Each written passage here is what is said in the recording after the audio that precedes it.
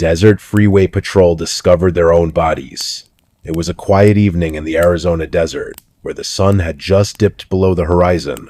The temperature began to drop, and an eerie stillness settled over Interstate 10, one of the longest freeways in the United States. Officer Mark Thompson and his partner, Officer James Carter, were patrolling this desolate stretch of road as part of their routine shift. They had been assigned to cover this area for the past few months, and while it wasn't exactly thrilling work, they both appreciated the calm atmosphere that came with such remote territory. Before we begin, tell me, where are you listening from, and what time is it there?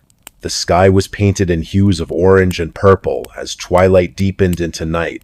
The only sounds breaking the silence were the distant hum of passing semis and the occasional rustling of wind through the sparse vegetation lining the roadside. It was around 7:30 p.m. when Mark decided to pull over near mile marker 247, just west of Phoenix. He wanted to check something on his patrol car's GPS system. It had been acting up all day, and James agreed to use the time to stretch his legs after hours of sitting in the cramped vehicle. "Hey, Jim," Mark called out casually. "You mind grabbing me a bottle of water from the cooler? I'm parched." James nodded without hesitation, walking around to the back of the patrol car. As he bent down to open the trunk, he noticed something odd, a faint glow emanating from inside the storage compartment.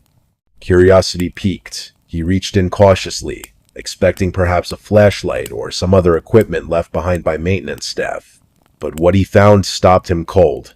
Inside the trunk lay two lifeless bodies, perfectly preserved and dressed in uniforms identical to their own. Their badges gleamed under the dim light spilling from the overhead lamp, bearing names eerily familiar: Mark Thompson and James Carter. James froze mid-motion, his breath catching in his throat. For a moment, he couldn't process what he was seeing. His hands trembled as he reached out tentatively, brushing against the cold metal surface of the trunk lid. A chill ran down his spine, sending shivers coursing through his entire body. What is this?" he whispered aloud, though no answer came save for the howling wind sweeping across the barren landscape. Meanwhile, Mark remained oblivious inside the car, fiddling with the GPS console. He glanced at the clock on the dashboard, 7:35 p.m., and wondered why James was taking so long. Growing impatient, he leaned toward the passenger door and shouted, "Jim, did you find my water yet?" There was no response. Concerned now, Mark stepped out of the vehicle and looked around. The fading light made it difficult to see clearly, but he could make out James standing rigidly beside the open trunk. Something about his posture seemed off, too stiff, too unnatural. "Jim?" Mark approached slowly, worry creeping into his voice. "You okay, buddy?" As he drew closer, James turned to face him, his expression pale and haunted. Before either man could speak, however, another sound pierced the air, a low groan followed by the unmistakable creak of metal hinges. Both officers spun around simultaneously, their eyes locking onto the source of the noise. The rear doors of their patrol car swinging wide open, a figure emerged from within, clad in a uniform bearing the insignia of the Arizona Highway Patrol. Its movements were jerky, almost robotic, as if controlled by invisible strings. The face was obscured by shadows cast by the setting sun, but there was no mistaking the outline of its features or the badge pinned proudly to its chest. Mark stumbled backward, his heart pounding like a drumbeat in his ears. Who are you?" he stammered, reaching instinctively for his holstered gun. The figure didn't respond immediately. Instead, it tilted its head slightly, as though considering whether to answer. Then, in a voice devoid of emotion, it spoke. "We've been waiting for you." James let out a strangled cry, backing away until his back hit the side of the patrol car. "Waiting for us? What does that mean?" The figure took a step forward, closing the distance between itself and the two officers. Each movement sent ripples of dread coursing through their veins, freezing them in place despite every instinct screaming to run. Behind it, more shapes began emerging from the darkness, uniformed silhouettes moving in perfect synchronization, surrounding the pair like predators encircling prey. "You don't belong here," the lead figure continued, its tone monotone yet chilling. "This isn't your time. Mark finally managed to draw his weapon, aiming steadily at the advancing figures. "Stay back," he ordered, his voice trembling despite his best efforts to remain composed. "I swear I'll shoot," but the threat fell flat. The figures kept coming, unaffected by his show of defiance. One by one, they revealed themselves fully, each wearing the same uniform as Mark and James, but their faces were wrong. Hollow-eyed and gaunt, they bore expressions of sorrow rather than anger, as though burdened by secrets too heavy to bear. "It's not real," James muttered under his breath, clutching his own service revolver tightly. None of this is real, and yet reality refused to bend to their wishes. The figures closed in relentlessly, forming a tight circle around the two men. Suddenly, the air grew colder, suffocating even, as if the very fabric of existence had shifted beneath their feet. Light dimmed further, plunging the scene into near-total darkness, except for the faint glimmer of stars high above. "Listen carefully," the lead figure said, its voice gaining urgency. "You must leave this place before dawn breaks. If you stay, you will join us forever." Before either officer could respond, a blinding flash erupted overhead, momentarily blinding everyone present. When vision returned, the figures were gone, vanished as though they'd never existed. Only the eerie silence remained, punctuated by the distant wail of coyotes echoing across the desert plains. Panting heavily, Mark holstered his weapon and turned to James. Did that just happen?" "I think so," James replied weakly, still shaken. "But how? And who were those people?"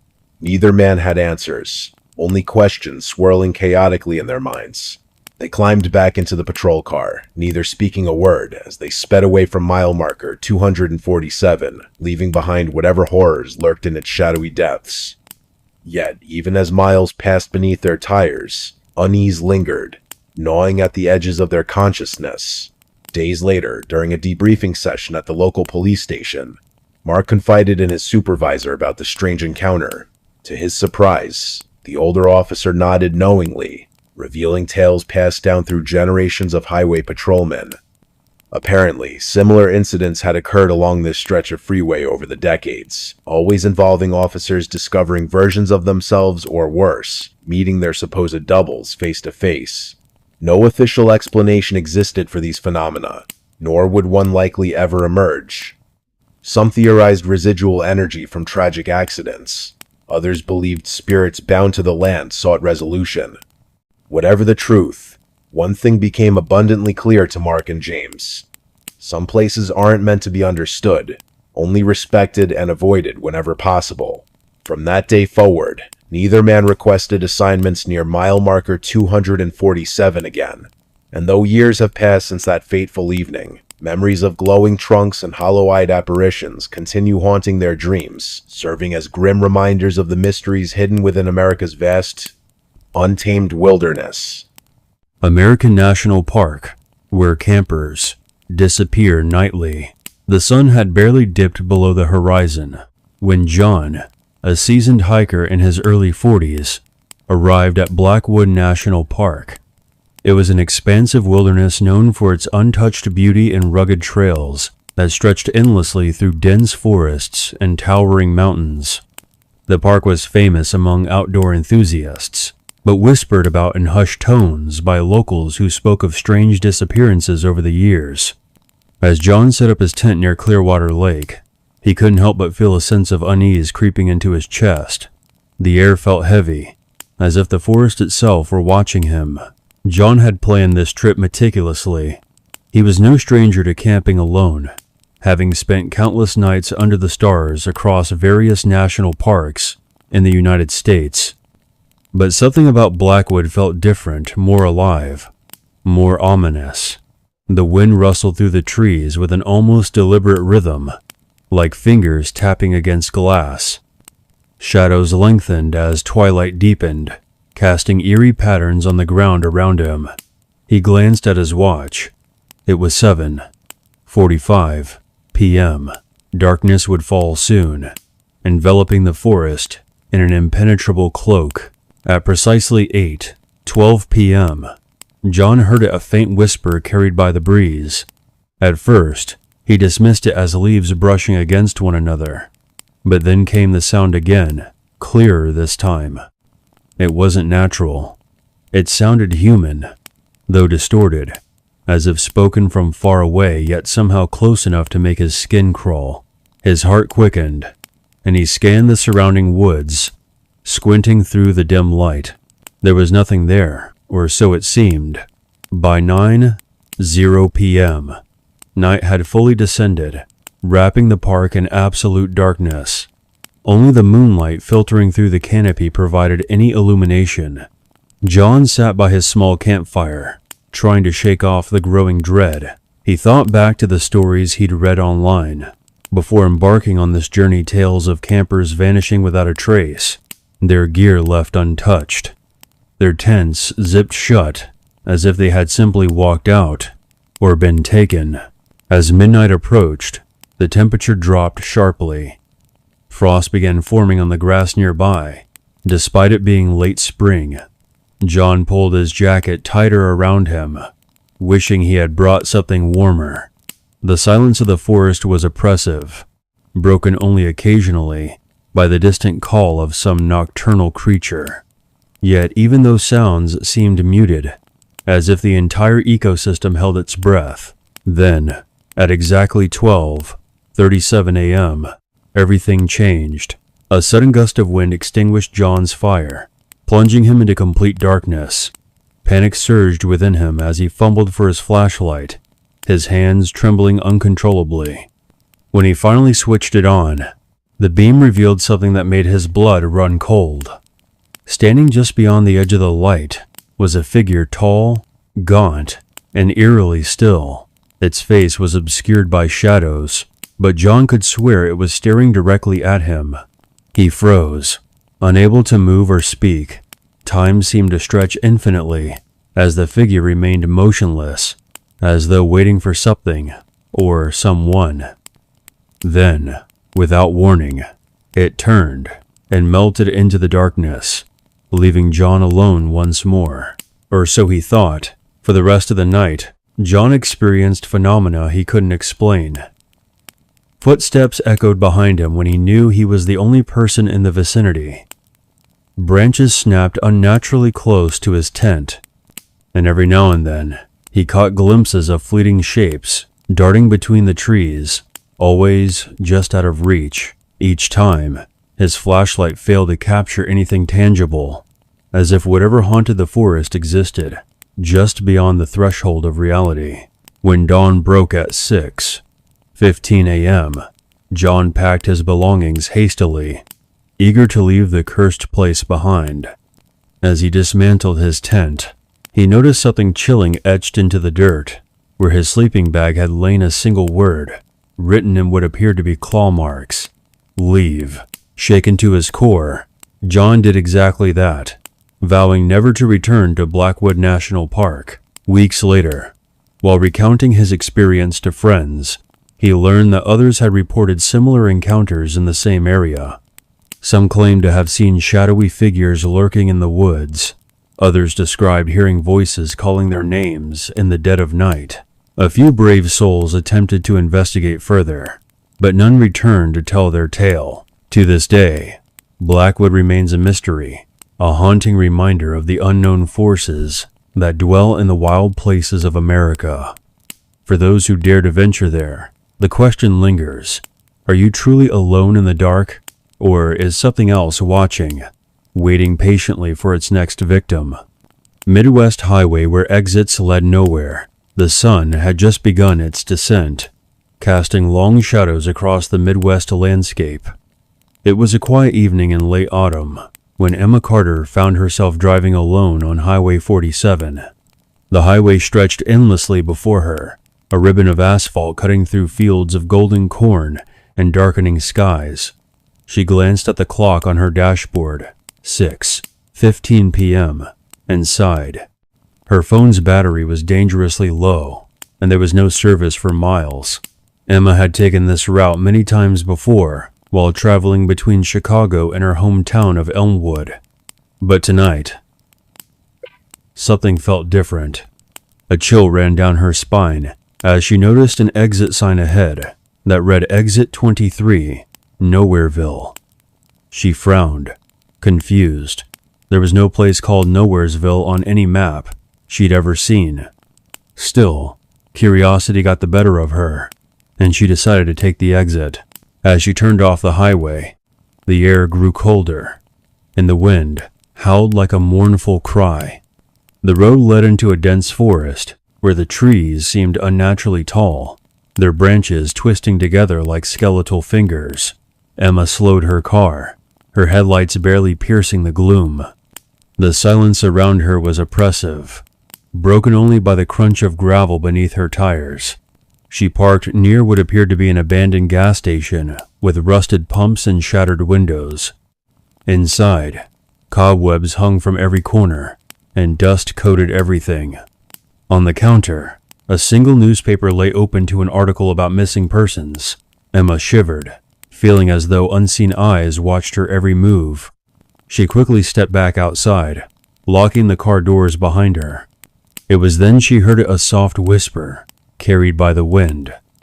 At first, it sounded distant, but soon the voices grew louder, overlapping one another, until they became a cacophony of murmurs. Panic set in as Emma realized none of the sounds came from anywhere visible. She climbed back into her car, starting the engine with trembling hands. As she drove away, she caught sight of figures moving among the trees, silhouettes too pale to be human, their movements jerky and unnatural. Back on the main highway, Emma tried to shake off the encounter, convincing herself it must have been some trick of the light or her imagination. Yet, each mile marker seemed wrong somehow. What should have been a straightforward journey back to Elmwood now twisted unpredictably. Signs pointing toward familiar towns disappeared entirely, replaced by cryptic messages like "Stay" and "Turn back." By 8:30 p.m., exhaustion began creeping over her.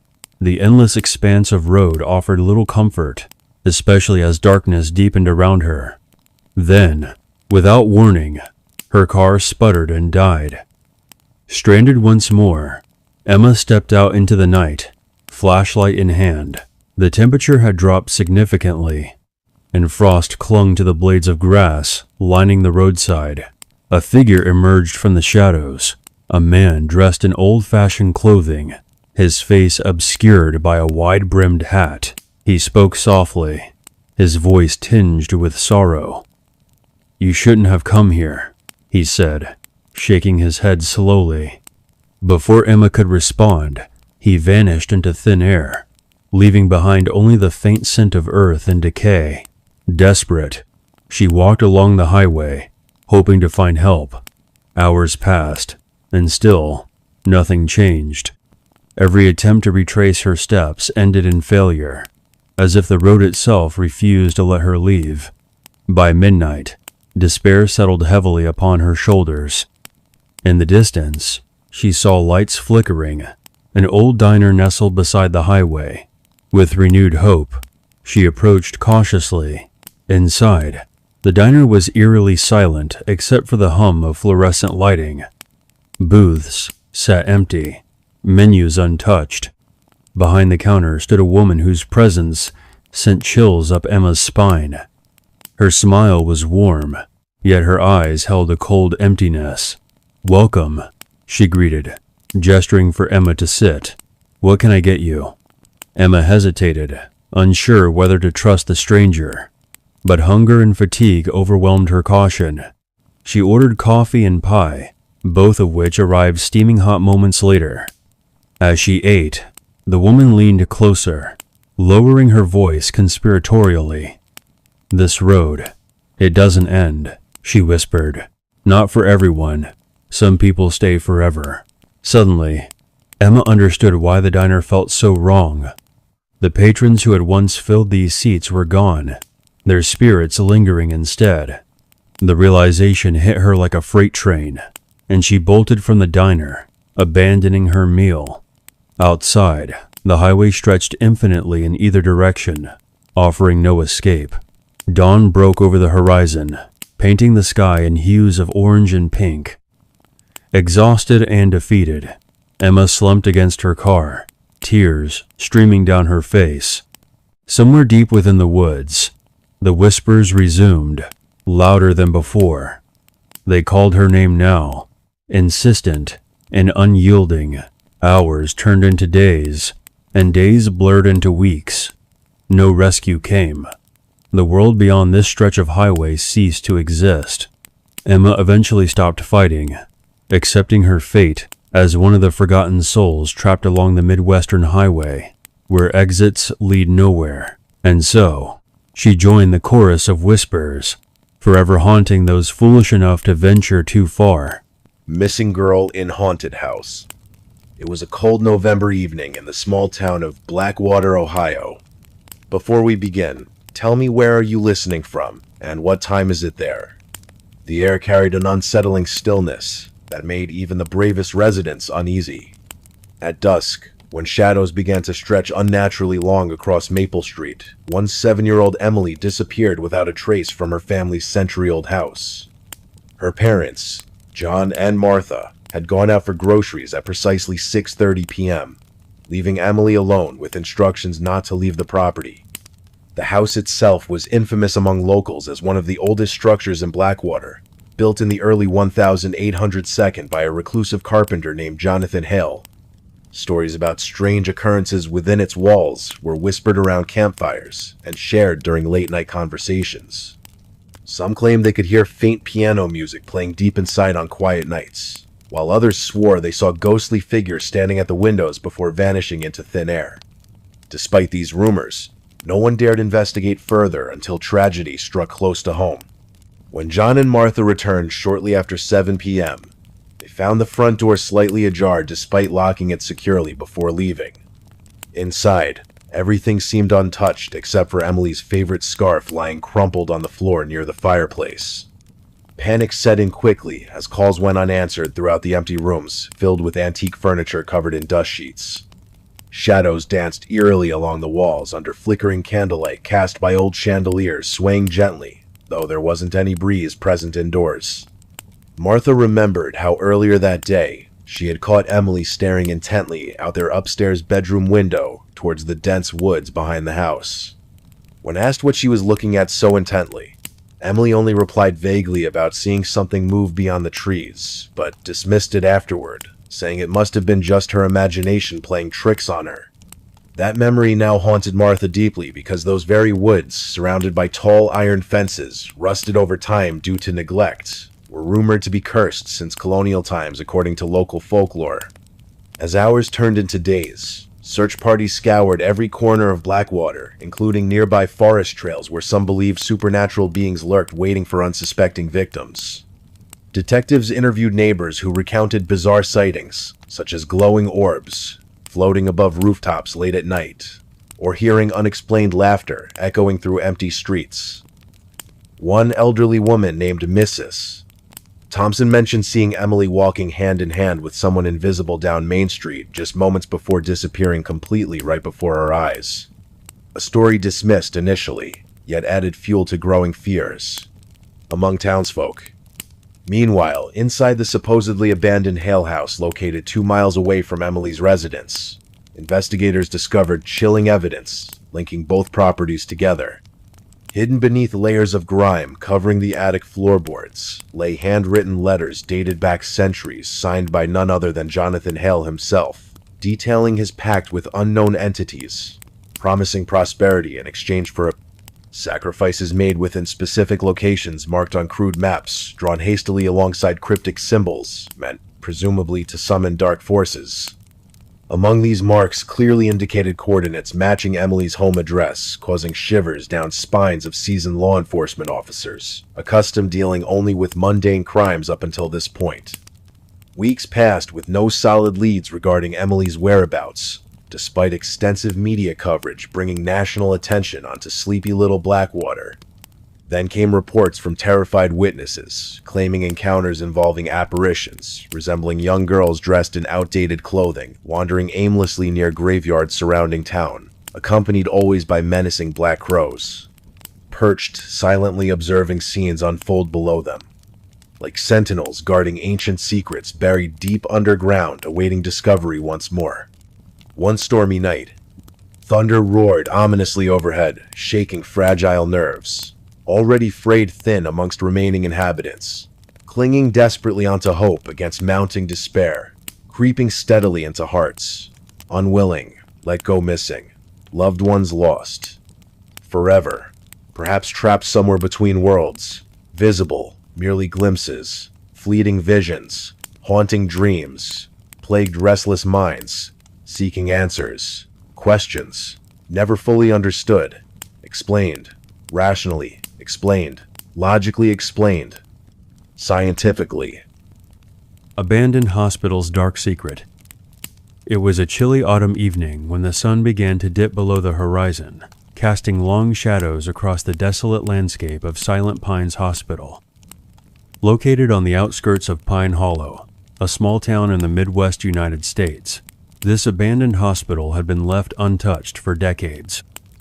Its crumbling walls whispered secrets from another time, and its windows, now shattered by years of neglect, stared blankly into the distance like hollow eyes. The air around it carried an eerie stillness, as if even the wind dared not disturb what lay within. The name of the protagonist is Emily Carter, a curious journalist with a passion for uncovering hidden truths. She arrived at Silent Pines just after dusk, her car headlights cutting through the thick fog that clung to the ground. Her heart pounded against her chest as she stepped out of the vehicle, the crunch of gravel beneath her boots echoing unnaturally loud in the silence. She adjusted the strap of her camera bag over her shoulder and took a deep breath before walking toward the ominous entrance. Emily had heard rumors about Silent Pines all her life. Stories passed down through generations spoke of strange occurrences, unexplained noises, and shadowy figures seen moving inside the building late at night. Some claimed it was cursed. Others believed it harbored something far darker than superstition could explain. But Emily wasn't one to shy away from mystery. She thrived on it. Tonight, she intended to uncover the truth behind these tales once and for all. As she approached the massive iron gates guarding the hospital grounds, they creaked open slightly, as if inviting her in. A shiver ran down her spine, but she pressed forward, her flashlight beam slicing through the gloom. The main doors of the hospital groaned under her touch, protesting their forced movement after so many years of rest. Once inside, the oppressive atmosphere hit her like a physical force. Dust hung heavy in the air, catching the light from her flashlight and creating an almost ethereal glow.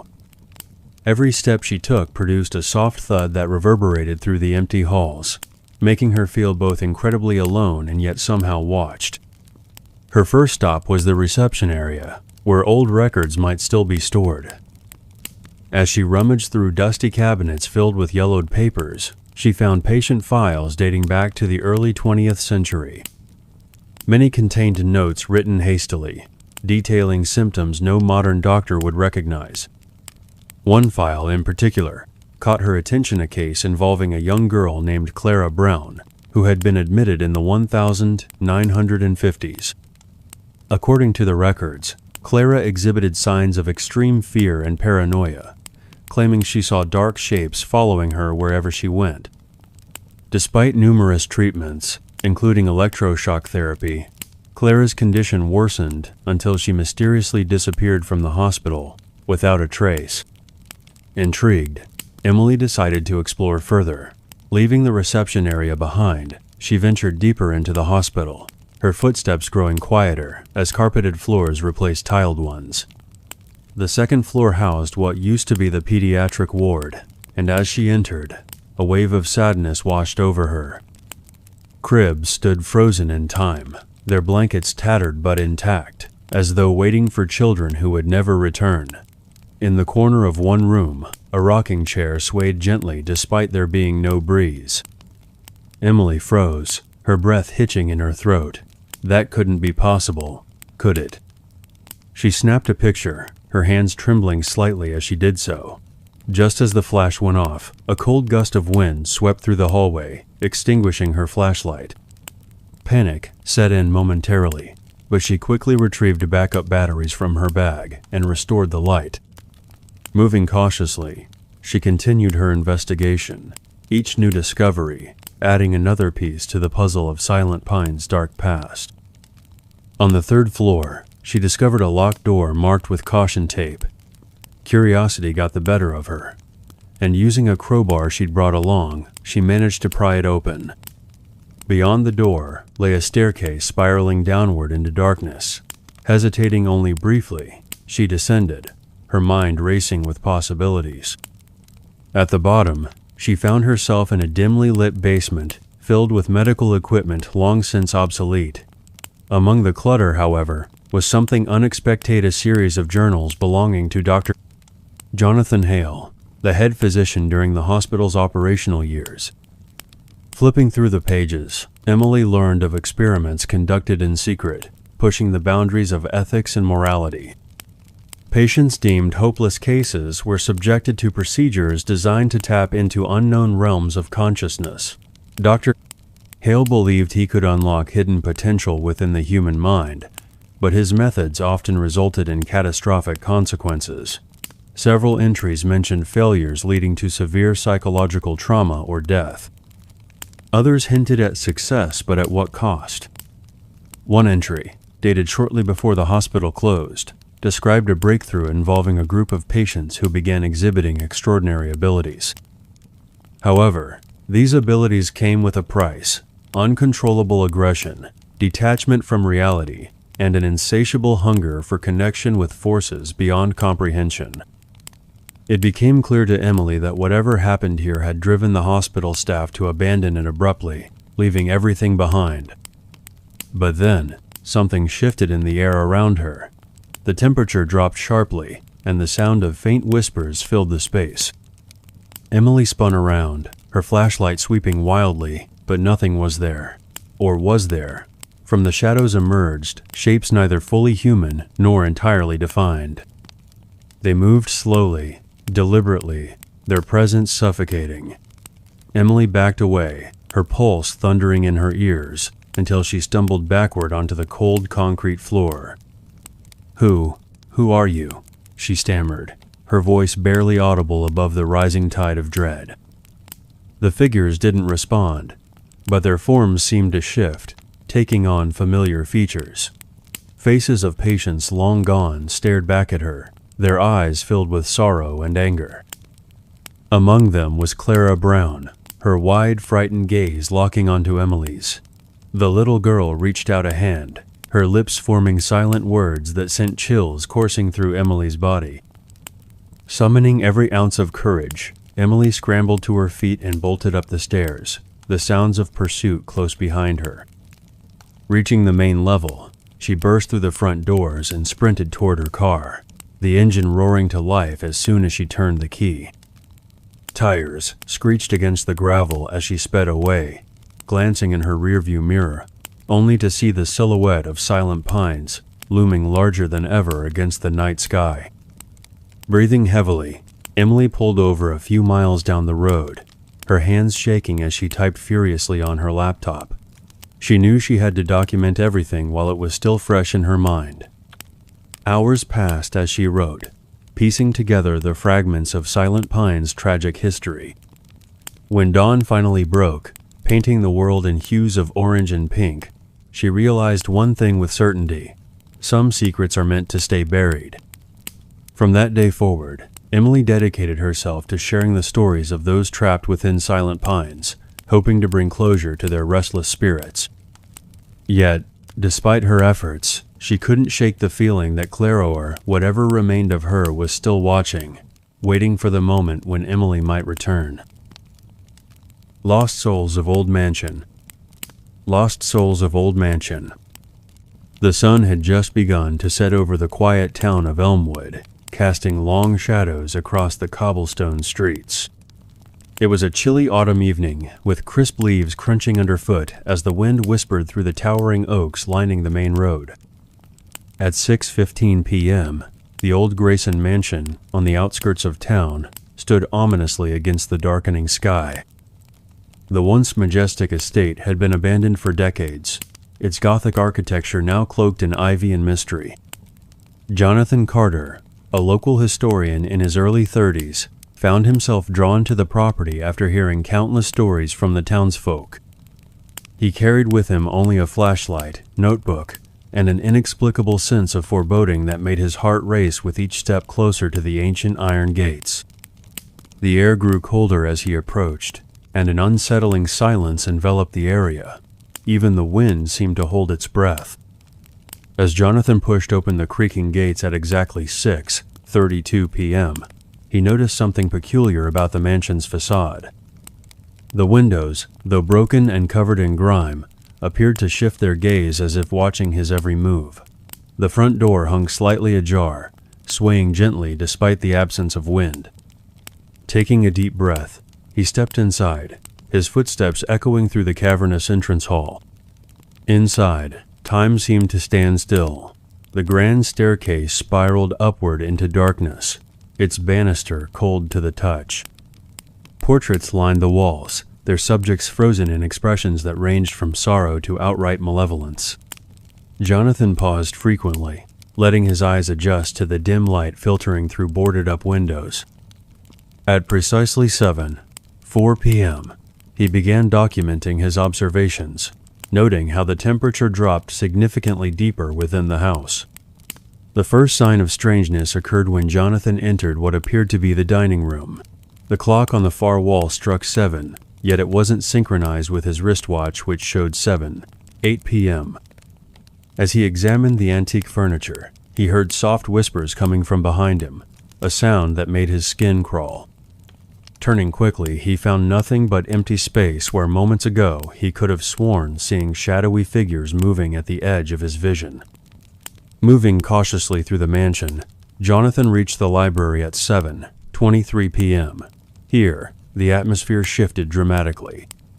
Books lay scattered across the floor, their pages torn and blackened as if exposed to fire. Yet, there was no smell of smoke or soot. On one of the remaining shelves, he discovered a leather-bound journal dated back to the early 1900s. Flipping through its yellowed pages, he read accounts of strange occurrences written by previous residents, disappearances, unexplained noises, and sightings of ghostly apparitions. At 7:45 p.m., Jonathan decided to venture upstairs, drawn by an irresistible pull toward the third floor. Each step creaked beneath his weight, amplifying the tension building within him. When he finally reached the top landing, he encountered a door unlike any other in the house. Carved with intricate patterns resembling human faces contorted in agony, it emitted a faint glow that pulsed in rhythm with his heartbeat. Before opening the door at exactly 8:03 p.m., Jonathan hesitated. His rational mind told him to leave immediately, but curiosity overwhelmed him. Pushing the door open revealed a room bathed in unnatural light.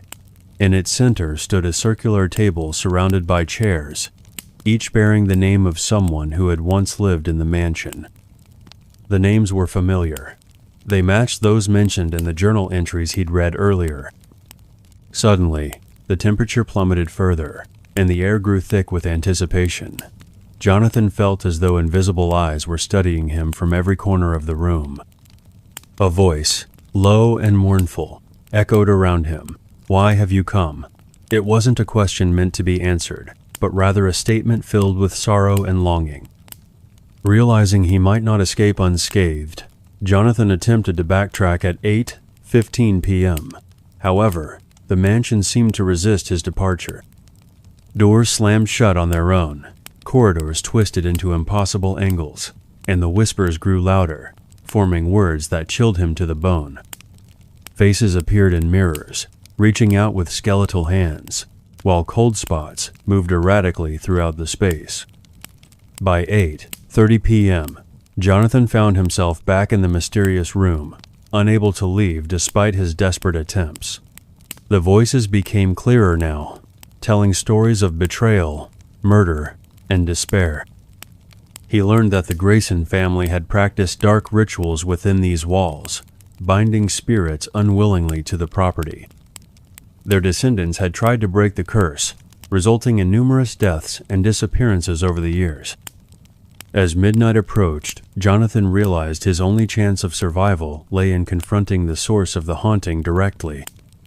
Using knowledge gained from the journal, he performed a ritual designed to release the trapped souls. This act required immense courage, as it involved standing in the circle of power while enduring the full force of the spirit's wrath. At exactly 12:00 a.m., the mansion shook violently as the ritual reached its climax. Shadows writhed and screamed, their forms becoming more defined before dissolving into nothingness. One by one, the tormented souls found peace, their energy leaving the building entirely. When the last spirit departed, the mansion fell silent, its oppressive atmosphere lifting like a heavy fog. Exhausted but victorious, Jonathan left the Grayson mansion shortly after 1:00 a.m. Though physically unharmed, he bore emotional scars from his encounter with the supernatural. The experience changed him profoundly, making him question the boundaries between life and death, reality and illusion. In the days that followed, Jonathan documented everything meticulously, sharing his findings with paranormal researchers worldwide.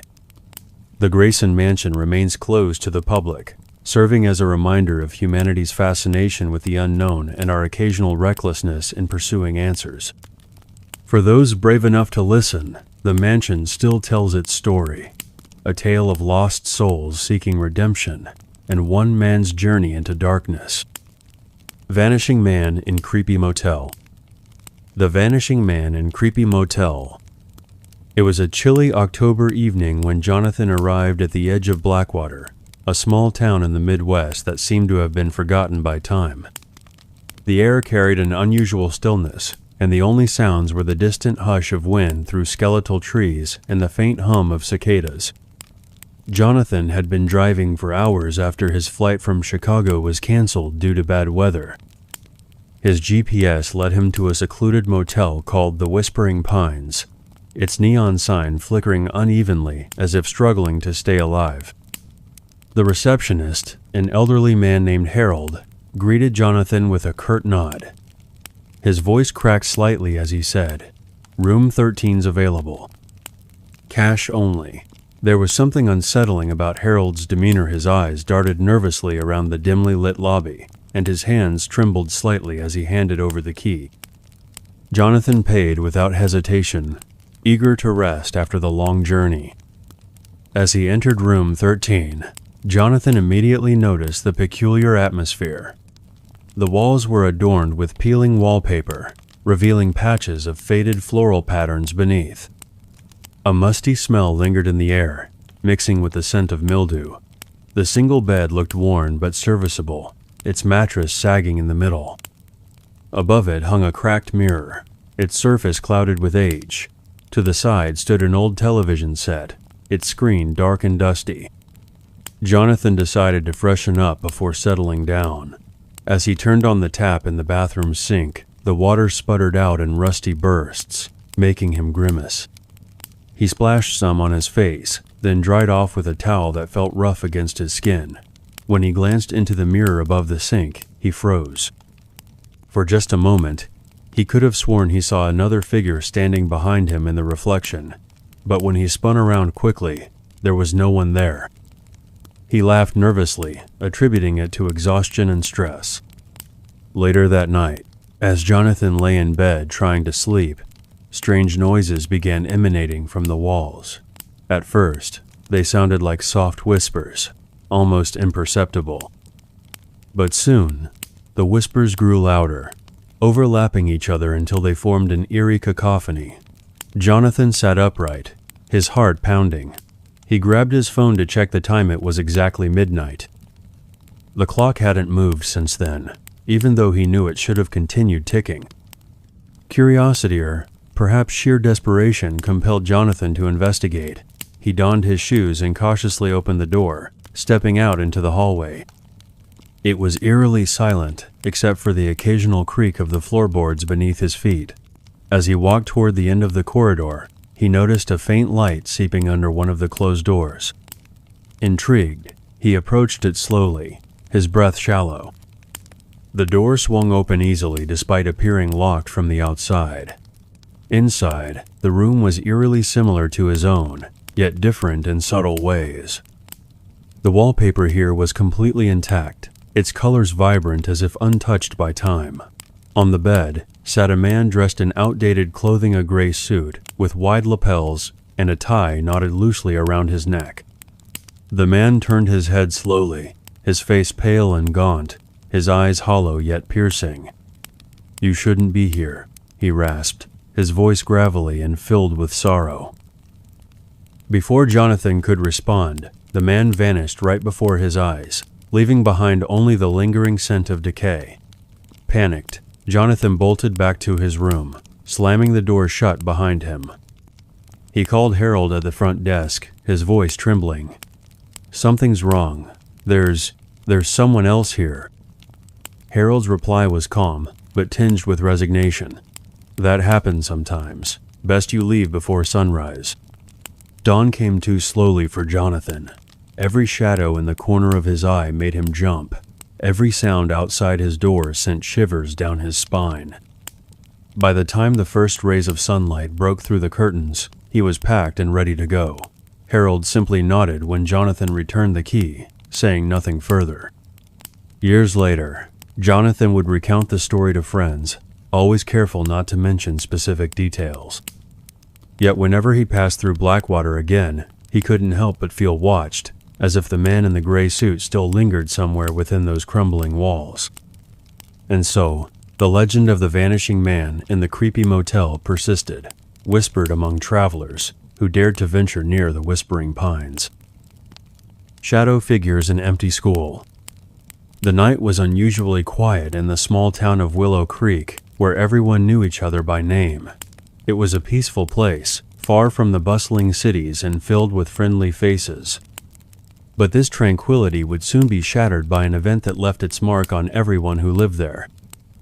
The story begins at exactly 10:47 p.m., when Emma, a curious college student returning home for the weekend, decided to take a shortcut through the old abandoned school building near her house.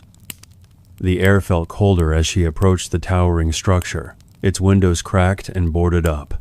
A faint moonlight filtered through the clouds, casting eerie shadows across the empty playground.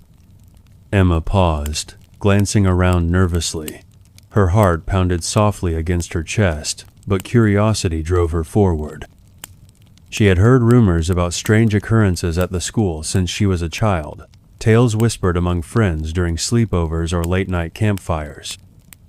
Yet, nothing could have prepared her for what happened next. As Emma stepped inside the dimly lit hallway, the creaking floorboards echoed unnaturally loud in the silence. The smell of damp wood and mildew filled the air, making her wrinkle her nose slightly. Each step seemed heavier than the last, as if the weight of history pressed down upon her shoulders. The walls were covered in peeling paint, revealing patches of faded colors beneath. Old posters still clung to some surfaces, remnants of long-forgotten school events, and dust-covered lockers lined either side of the corridor. Suddenly, a chilling whisper broke the stillness. "Who's there?" Emma called out cautiously, her voice trembling slightly. There was no immediate answer, just the haunting sound of wind whistling through broken window panes. However, something deeper stirred within the shadows ahead. Shapes began forming, not human, not quite animal, but distorted figures moving silently along the edges of her vision. They darted between corners, vanishing before they could be fully seen. Emma froze, fear gripping her like icy fingers. Her breath hitched audibly, each intake shallow and quick. Then came another noisy, rhythmic tapping sound, almost like footsteps echoing far away. It grew louder, closer, until it seemed to surround her completely. Panic surged through her veins, urging her legs into motion. She turned sharply and ran back toward the entrance, her sneakers slapping against the wooden floors. But as she reached the door, it slammed shut violently behind her, locking itself without anyone touching it. The sudden movement sent a wave of terror coursing through her body. Her hands shook as she fumbled with the handle, trying desperately to pry it open. Outside, the world remained calm, under the watchful gaze of the crescent moon, unaware of the chaos unfolding within those crumbling walls. Inside, the shadow figures grew bolder, emerging fully now from their hiding places, their forms twisted unnaturally, elongated limbs stretching impossibly thin, while grotesque heads swiveled unnaturally. Eyes glowed faintly red, reflecting an unnatural intelligence. One figure stepped directly in front of Emma, blocking her path. Its mouth opened wide in a silent scream, teeth jagged and menacing. Emma screamed aloud this time, her voice piercing the oppressive atmosphere.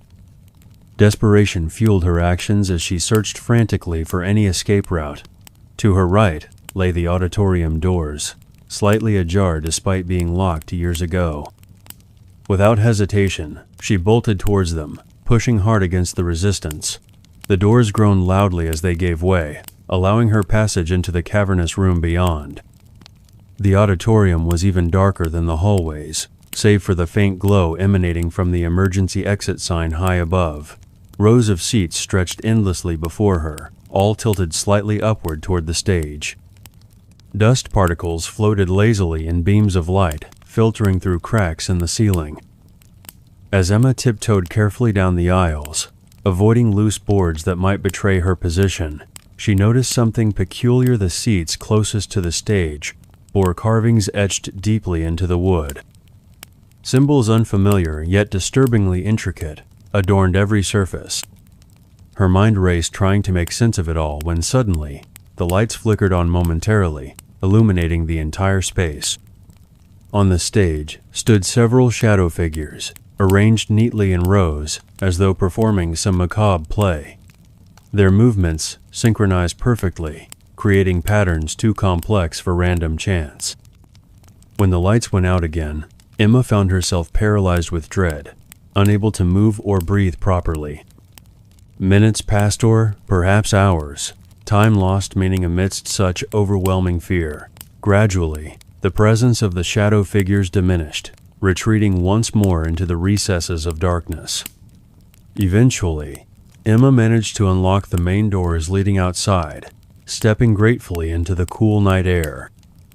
Breathing heavily, she glanced one final time over her shoulder at the ominous silhouette of the school, before running all the way home. Back in safety, Emma tried explaining what happened to her parents, but disbelief clouded their expressions. Over subsequent days, she discovered similar accounts documented throughout Willow Creek's history students disappearing without trace, teachers reporting unexplained disturbances, and townsfolk refusing to venture near the property after dark. Some claimed the land itself carried curses tied to ancient rituals performed centuries earlier by settlers seeking protection from unknown forces. Despite warnings from locals, Emma couldn't shake the feeling that her encounter wasn't over. Nights became restless, plagued by vivid dreams featuring those same shadowy entities watching her from afar. Paranoia set in, manifesting as constant checking of locks and curtains drawn tightly shut. Even daylight offered little comfort anymore. One evening, armed with courage bolstered by research findings, Emma returned to the school accompanied by Marcus, her childhood friend equally intrigued by supernatural phenomena. Together, they vowed to uncover truths buried deep within these haunted halls. Armed with flashlights and recording equipment, they ventured cautiously inside, retracing Emma's previous steps while documenting everything meticulously. At first, nothing unusual occurred. Then, midway through the second floor, Marcus stopped abruptly, pointing towards a particular classroom door. Written in chalk on its surface appeared words neither recognized immediately. They remember. Chills rippled down both spines simultaneously. Before either could react further, the temperature dropped significantly, frost forming instantly on nearby surfaces. Within moments, shadow figures reappeared, circling the pair menacingly. This time, however, Emma noticed subtle differences among them, some carrying objects resembling tools or weapons, others wearing garments reminiscent of different eras spanning decades. Realization dawned slowly. These weren't mere ghosts trapped between worlds. They represented fragments of memories belonging to countless individuals connected somehow to this very location. With newfound determination, Emma and Marcus worked tirelessly deciphering symbols carved into furniture and decoding messages scrawled randomly throughout the building. Piece by piece, a horrifying picture emerged involving experiments conducted secretly during wartime aimed at harnessing psychic energies. Many participants perished tragically, their spirits forever bound to this cursed site. Armed with knowledge gleaned from their investigation, Emma devised a plan to sever ties binding the shadow figures to reality. Utilizing specific frequencies captured via recordings combined with chants translated from ancient texts, she hoped to release them finally. Execution proved perilous, requiring immense concentration amidst escalating attacks from enraged entities desperate to maintain their existence. Success arrived unexpectedly, marked by a blinding flash followed by profound silence. Exhausted but triumphant, Emma and Marcus exited the school together, leaving behind echoes of liberation resonating softly within its hollow chambers. Though peace restored temporarily, questions lingered unanswered regarding origins and purposes driving such malevolent presences. Life resumed normalcy eventually for residents of Willow Creek, though fewer dared approach the old school grounds ever again. For Emma, scars remained invisible yet indelible reminders of experiences transcending ordinary comprehension. And sometimes, late at night, she swore hearing faint whispers calling her name. Ghostly presence in family home. Ghostly presence in family home. The sun had just begun to dip below the horizon in the small town of Maplewood, casting long shadows across the quiet streets. It was a typical evening in late October when Emily Carter first noticed something unusual about her family home. The air felt heavier than usual as she walked through the front door after a long day at work. She paused for a moment, taking in the familiar surroundings of the living room, the old wooden furniture that had been in the family for generations, the soft glow of the lamp on the side table, and the faint scent of lavender from her mother's favorite candles. It was around 7:30 p.m. when Emily first heard it, a soft, almost imperceptible whisper coming from the hallway. Her heart skipped a beat as she stood frozen in place. "Hello?" She called out cautiously, her voice trembling slightly. There was no response, but the feeling of being watched lingered in the air like an invisible presence, paused with suspense. Emily's family had lived in this house for over 30 years. It was a charming two-story colonial-style home located on Elm Street, known for its creaky floorboards and ancient oak tree in the backyard. The house had always seemed full of life, filled with laughter and memories. But lately, strange things had been happening that couldn't be easily explained. A few weeks earlier, Emily's younger brother, Jake, had reported hearing footsteps in his bedroom late at night. He described them as slow and deliberate, moving back and forth across the ceiling above his bed. At first, he thought it might be their pet cat, Luna, but upon investigation, neither the cat nor any other explanation could account for the sounds. Emily remembered how Jake's usually cheerful demeanor had turned serious when he recounted the experience to their parents during dinner one evening. Pause for reflection. The following week, it was Emily's turn to experience something unexplainable.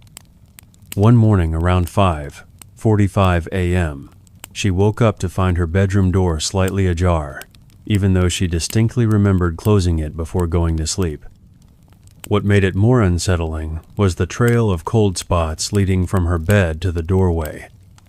When she mentioned it to her mother, Margaret, she received a knowing look that suggested her mother had experienced similar phenomena in the past, but never spoke about it openly. Margaret Carter, a woman of deep faith and practical nature, shared her own encounter one rainy afternoon while folding laundry in the basement. She claimed to have seen a shadowy figure standing at the bottom of the stairs, watching her silently. The figure disappeared as soon as she turned to get a better look, leaving behind only the faint smell of vanilla and cinnamon, scents that reminded her of her deceased grandmother who used to live in the house many years ago. Pause with emotional weight. As days turned into weeks, The occurrences became more frequent and varied.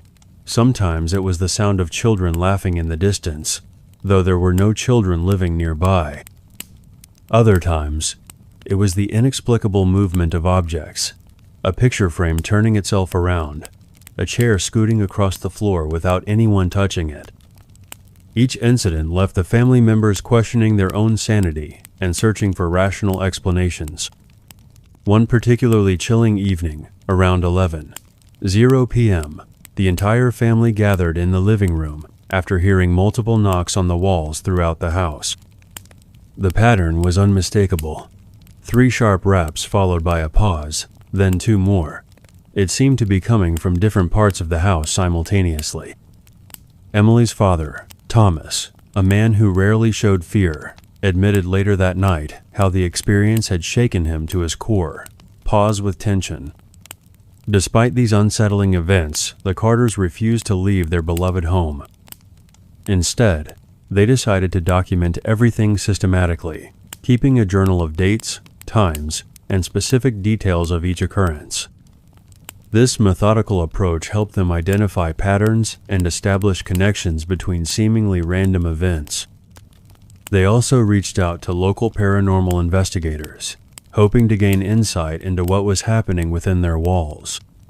The investigators conducted several sessions using specialized equipment to measure electromagnetic fields, temperature fluctuations, and audio recordings. During one session, they captured an electronic voice phenomenon, EVP, that sounded remarkably like a woman's voice, saying, "Help me," in a language unfamiliar to everyone present. This discovery added another layer of mystery to the situation, suggesting that perhaps multiple entities were involved. Throughout this challenging period, the Carters maintained open communication with each other, sharing their experiences without judgment or ridicule. They established routines to help manage the stress, such as nightly check-ins where they would discuss any new developments and support each other emotionally. Pause for compassion. As time passed, the family began noticing subtle changes in the nature of the haunting. What once felt threatening gradually evolved into something more protective and guiding. Objects started appearing in places where they were most needed. A misplaced key found right before rushing out the door. A comforting blanket draped over a chair during a particularly stressful day. These instances suggested that whatever presence inhabited their home might not be entirely malevolent. By embracing both the fear and curiosity surrounding their supernatural experiences, the Carter family learned valuable lessons about resilience, trust, and understanding. They discovered that sometimes the unknown can bring people closer together rather than drive them apart. And though the ghostly presence remains an integral part of their lives, it has transformed from a source of terror into a unique aspect of their family legacy, a story passed down through generations, reminding them all of the mysteries that lie beyond our comprehension. Instances suggested that whatever presence inhabited their home might not be entirely malevolent. By embracing both the fear and curiosity surrounding their supernatural experiences, the Carter family learned valuable lessons about resilience, trust, and understanding. They discovered that sometimes the unknown can bring people closer together rather than drive them apart. And though the ghostly presence remains an integral part of their lives, it has transformed from a source of terror into a unique aspect of their family legacy, a story passed down through generations, reminding them all of the mysteries that lie beyond our comprehension. Disappeared hiker near cursed cabin. The sun was setting over the dense Appalachian Mountains, casting long shadows across the rugged terrain. It was late October, and autumn's golden hues painted the forest in shades of orange, red, and yellow. The crisp air carried a chill that hinted at the approaching winter. In this serene yet foreboding landscape, an ordinary day turned into something far more sinister. This is the story of Matthew Carter, a 34-year-old hiker from Asheville, North Carolina. A seasoned outdoorsman with years of experience exploring the wilderness, Matthew had always been drawn to the remote corners of the Appalachians. On this particular afternoon, he decided to venture near the infamous Black Hollow Cabin, a dilapidated structure nestled deep within the forest. Local legends spoke of strange occurrences around the cabin, but Matthew dismissed these tales as mere folklore. At approximately 2:45 p.m., Matthew parked his vehicle at the designated trailhead just off Highway 19. He double-checked his gear water bottles filled to the brim, a sturdy backpack containing emergency supplies, and his trusty camera slung over his shoulder. As he stepped onto the winding dirt path, the crunch of fallen leaves beneath his boots echoed through the stillness of the woods. The temperature dropped noticeably as he ventured further away from civilization. Matthew's initial excitement quickly gave way to unease as he approached the cabin's location. Around 4:15 p.m., the sunlight began to fade, leaving the forest bathed in an eerie twilight. The trees seemed to close in around him, their gnarled branches twisting like skeletal fingers reaching for the heavens. Strange sounds, rustling in the underbrush, distant whispers carried by the wind made his skin prickle with discomfort. Yet, driven by curiosity, he pressed on. By 5:00 p.m., Matthew stood before the cursed cabin itself. Its wooden walls were weathered and gray, covered in moss and vines that clung tenaciously to its surface. The roof sagged precariously, and one of the windows hung crookedly, its glass shattered long ago. A faint, acrid smell wafted from inside, making Matthew pause and reconsider entering. But his adventurous spirit prevailed, and he stepped cautiously onto the creaking porch. Inside, the atmosphere was oppressive. Dust motes floated lazily in the dim light filtering through cracks in the walls.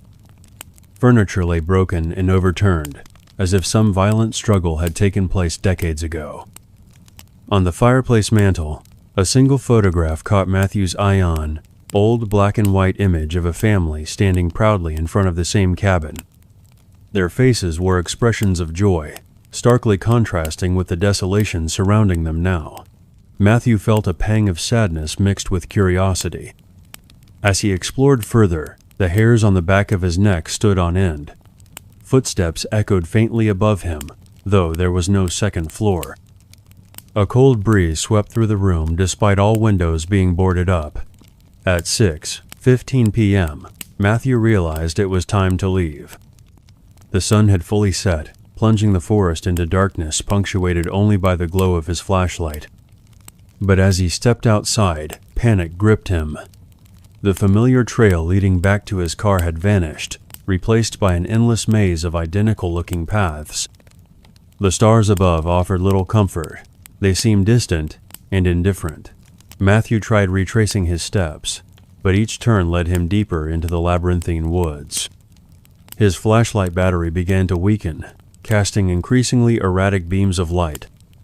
Around 8:30 p.m., exhaustion overwhelmed him. He found a relatively sheltered spot beneath a large oak tree and settled down to rest, hoping morning would bring clarity. But sleep eluded him. Shadows danced menacingly at the edge of his vision, and voices whispered unintelligible phrases in his ears.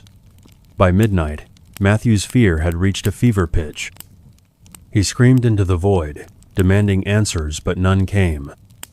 Search parties were organized the following day when Matthew failed to return home. Volunteers scoured the area, calling out his name and shining flashlights into the dense foliage. They discovered his abandoned vehicle at the trailhead and followed the faint footprints leading toward the cursed cabin. Inside, they found nothing but the dusty remnants of its past inhabitants. Outside, the trails remained as disorienting as ever. Days turned into weeks, and despite extensive efforts, no trace of Matthew Carter was ever found. Some theorized he became lost and succumbed to exposure or wild animals. Others believed the cursed cabin claimed another victim, pulling him into its eternal grip. Locals whispered about sightings a lone figure wandering aimlessly near the cabin, forever trapped in the forest's embrace. And so, the legend grew. The cursed cabin continued to stand as a silent sentinel, guarding its secrets while preying upon the unwary souls who dared approach. For those who listened closely, They say you can still hear Matthew's cries echoing through the trees, a haunting reminder of what lies beyond the safety of civilization. Demonic entity inside rural farmhouse. The sun was setting over the small town of Eldridge Hollow, casting long shadows across the fields that surrounded a modest farmhouse on the outskirts. It was late October, and autumn's chill had begun to settle into the air. The leaves were turning vibrant shades of orange and red, but for the residents of this quiet farmstead, there would be no peace in the days ahead. This is their story, a tale of fear, mystery, and an entity that defied all understanding. It began with strange noises, soft whispers at first, barely audible over the creaks of the old wooden beams in the house. John Carter, a 42-year-old farmer, had always been skeptical about supernatural phenomena. He believed in hard work, honest living, and the land he tilled every day. His wife, Emily Carter, shared his practical outlook on life, though she often joked about how eerie the countryside could feel after dark. They lived with their 2 children, Mark, aged 12, and Lily, who was just 8 years old. Together, they formed a close-knit family, bound by love and mutual respect. One evening, as the family gathered around the dining table for dinner, something unusual happened. A sudden gust of wind swept through the house despite all windows being firmly shut. Candles flickered wildly before extinguishing themselves one by one. For a moment, silence enveloped the room, broken only by the rhythmic ticking of the grandfather clock in the corner. Then came the sound of a low growl emanating from the basement door. John stood up cautiously, his chair scraping against the floorboards. "Stay here," he said firmly, grabbing a flashlight from the counter. Emily nodded nervously, pulling Mark and Lily closer to her. As John descended the narrow staircase leading to the basement, the growling grew louder, almost like it was following him step by step. Pause. He reached the bottom and shone the light into the dim space. Nothing seemed out of place at first glance. Shelves lined with jars of canned goods, tools hanging neatly on hooks, and crates stacked against the walls. But then he saw Ida's shadow moving where no shadow should exist.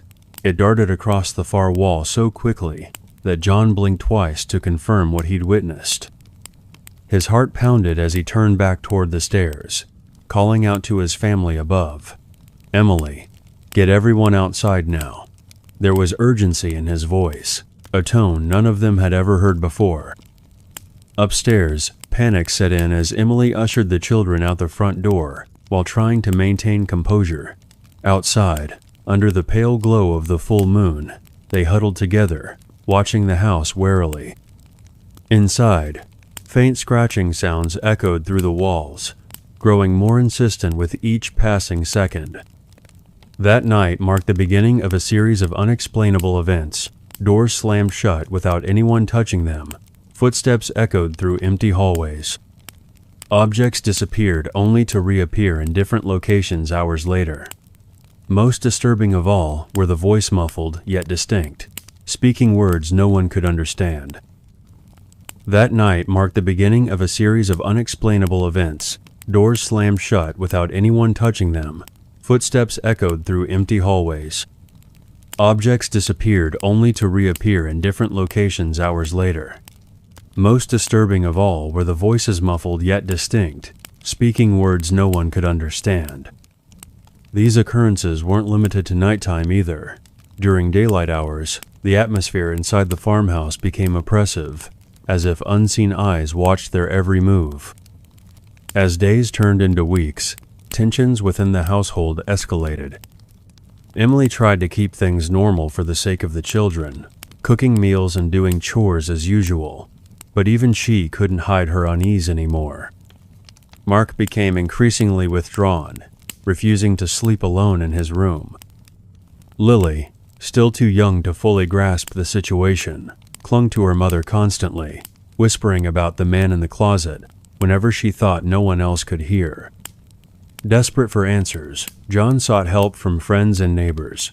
Some dismissed the incidents as mere coincidence or suggested rodents might be responsible for the noises. Others offered sympathetic nods, but avoided visiting the property altogether. Eventually, word reached Pastor Thompson, a kind-hearted man who ran the local church.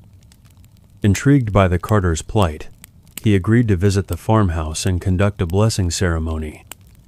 Pastor Thompson arrived on a crisp Sunday morning, bringing with him holy water, candles, and prayers memorized over decades of ministry. The service commenced in the living room, where the entire family knelt alongside him. Chants filled the air, accompanied by the scent of burning sage intended to cleanse negative energies. At first, nothing seemed amiss. However, midway through the ritual, the temperature in the room plummeted dramatically. Frost formed on the window panes despite the warm weather outside. Suddenly, a loud crash resounded from upstairs, followed by another growl, this time much closer than before. Pastor Thompson paused mid-prayer, beads of sweat forming on his forehead. "Whatever you are," he declared solemnly, "leave this place immediately." Silence answered him momentarily, then laughter erupted, not human laughter, but guttural and menacing. It reverberated throughout the house, sending chills down everyone's spines. Without hesitation, the pastor grabbed his belongings and urged the Carters to leave the premises until further notice. Reluctantly, the family relocated temporarily to a relative's home in nearby Maple Ridge. Days passed, yet reports continued trickling in about disturbances occurring at the farmhouse. Neighbors claimed seeing lights flickering late at night when no one was supposed to be there. Hunters reported hearing screams echoing through the woods surrounding the property. Despite these warnings, John felt compelled to return once winter approached, determined to reclaim his ancestral home. Upon arrival, he noticed immediate differences. The once vibrant garden lay barren, plants wilting inexplicably overnight. The barn doors hung crookedly off their hinges, though he swore he'd left them secured days earlier. Stepping inside the main house, John called out cautiously, half expecting some response. Instead, he found everything eerily silent. Too silent. As he explored further, memories flooded back the laughter shared during holidays, the countless evenings spent reading aloud to the kids, the simple joys of rural living. Yet now, those memories felt tainted, overshadowed by dread. Reaching the attic, he discovered an old trunk hidden beneath layers of dust. Opening it revealed ancient artifacts, journals written in unfamiliar languages, drawings depicting grotesque figures, and charms meant to ward off evil spirits. Someone or something had used this house for purposes far darker than farming. Overwhelmed by the implications, John returned downstairs, sitting heavily on the couch. Hours ticked by unnoticed as he pored over the journal entries, piecing together fragments of history tied to the land. According to the writings, the original settlers of Eldridge Hollow had made pacts with entities dwelling beyond mortal comprehension, trading prosperity for protection. Over generations, however, such deals soured, leaving behind curses that lingered indefinitely. By dawn, John realized what needed to be done. Gathering his courage, he confronted the entity head-on, armed not with weapons but with knowledge gleaned from the journals. Standing in the center of the living room, he recited passages meant to banish malevolent forces. Each word resonated powerfully, shaking the very foundation of the house. Outside, storms brewed unexpectedly, lightning illuminating the sky in jagged streaks.